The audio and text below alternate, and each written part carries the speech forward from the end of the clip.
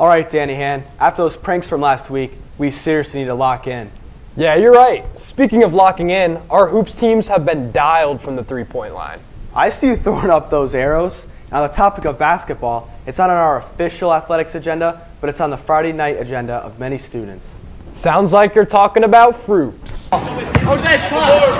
Friday Night Hoops was started in 2016 by Matt McSweeney. We started Friday Night Hoops 3 years ago as a way for kids who didn't want the commitment and pressure of a varsity basketball sport and to be able to continue to play basketball.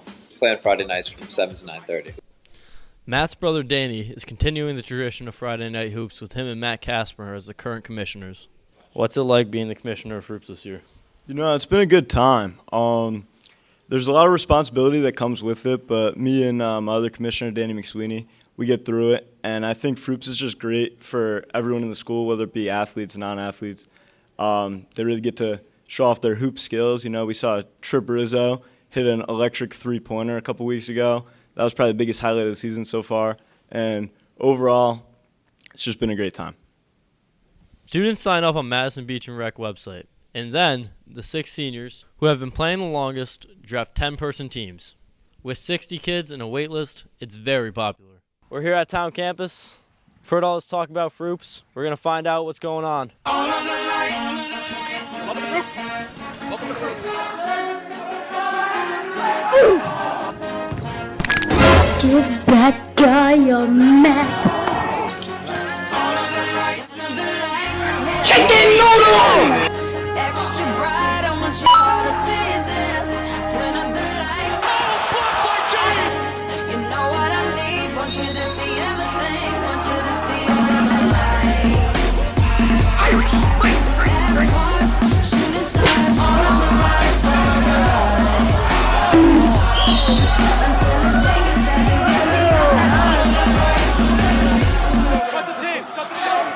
With all the hype around the Froops playoffs, we'll be watching closely. From the halls of Danny Han, this is Betts reporting. We got some real talent at Town Campus. I can't wait to see you take home this year's championship. Me too. You know who I'm rooting for? The underdogs. Those who work the hardest and go unrecognized. I respect that, but you know who else puts in that work and goes unrecognized? The subs. You mean my 27 at Bradley and Wall? No. I mean the substitute teachers that do so much for our school community.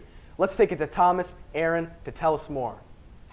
The substitute teachers of Daniel Han play a key role in keeping our education safe. Substitute teachers are becoming increasingly harder to come by, and us as a student body should appreciate what they do. Our subs at Daniel Han offer vast knowledge in areas they may specialize in. Let's take it to our subs to find out more. What's your name? My name is Miss Gage. Jaime Calderon. Robert Baskin. What are some past occupations you have held before? I worked on a farm for 6 years. I worked at a golf course.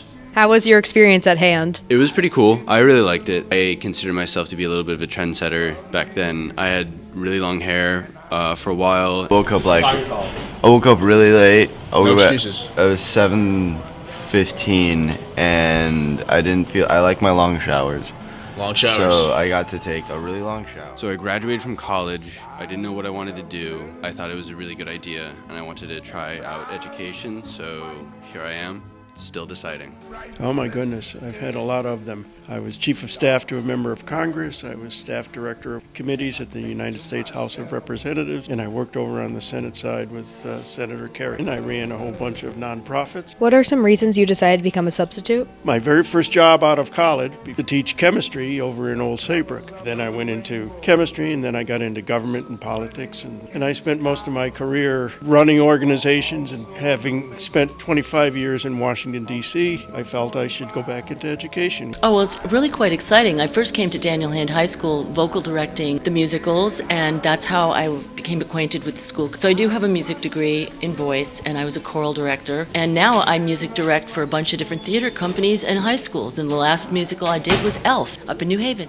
I just was acquainted with Daniel Hand. What an incredible opportunity just to be part of a school, and I just love this particular community. We believe it is important for you to appreciate and give the subs their deserved respect. From the halls of Daniel Hand, this is Aaron Phillips and Thomas Johnson reporting. I'm glad the subs got some much-deserved recognition. I'd probably vote Mr. Calderon for our next president. Me too. but we have a real election to focus on. I heard the primaries are heating up right now. I know Reagan, Liv, and Katie could tell us more about those current events and even take us along Daniel Hand teacher presidential election.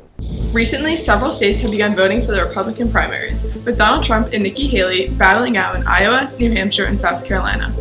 With DeSantis and Vivek dropping out of the race, Donald Trump is currently in the lead.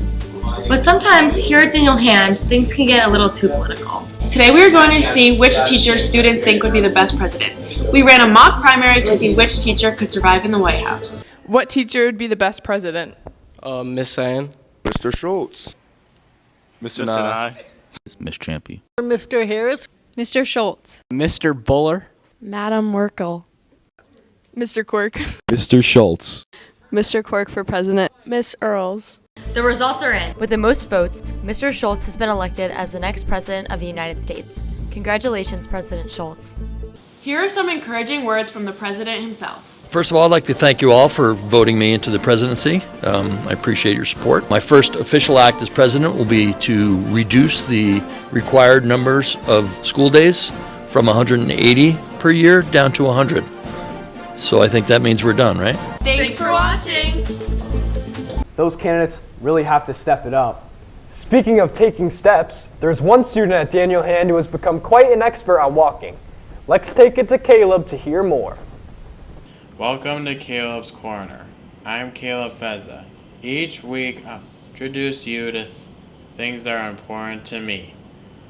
This week we'll be talking about the benefits of walking. We are about halfway through the school year, and everyone is stressed out. When I get stressed out, I like to walk. Walking is a great way to relax and clear your mind. I walk about 20 laps around the halls every day.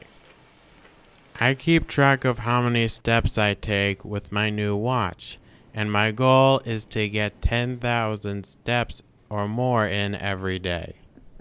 So no matter what's stressing you out, whether it's school, work, or maybe your little brother, walking can be very beneficial to your mental health. Thank you for watching Caleb's Corner. This is from the halls of Daniel Hand. This is Caleb Feza signing off. Well, that's all for today, Danny Hand. Keep it real.